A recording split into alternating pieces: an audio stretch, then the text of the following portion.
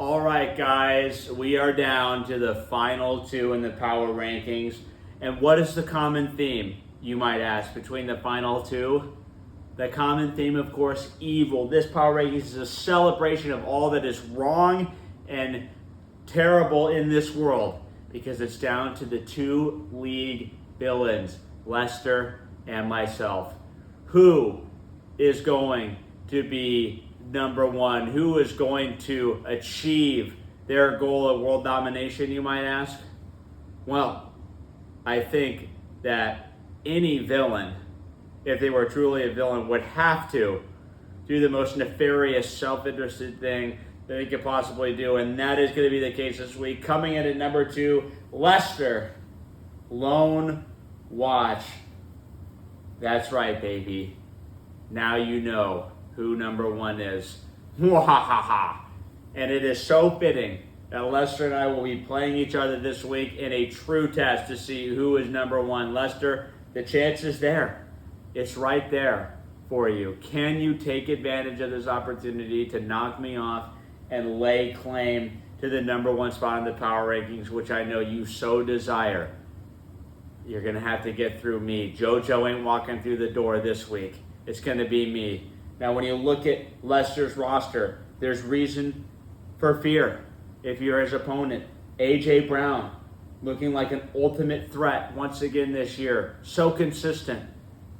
Always seems to have a floor.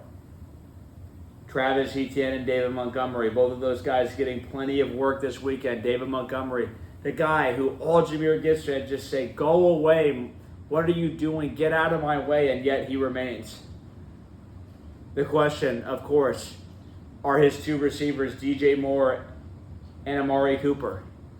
Can they overcome what look to be two of the lesser passing games in the league? It's not going to get easy for Chicago. It looks like DJ Moore might be matched up a lot with Derek Stingley Jr. out there.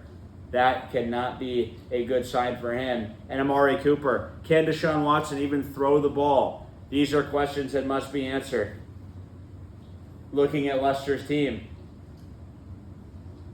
he has already pivoted off of Chicago Bears defense. His hero from week one, Bears D, no longer in the picture. His focus now with the Eagles against the Falcons. Can this matchup on defense be pivotal? It was defense that really paved the way for Lester last week. Well, it's going to take more than defense to beat me this week, Lester.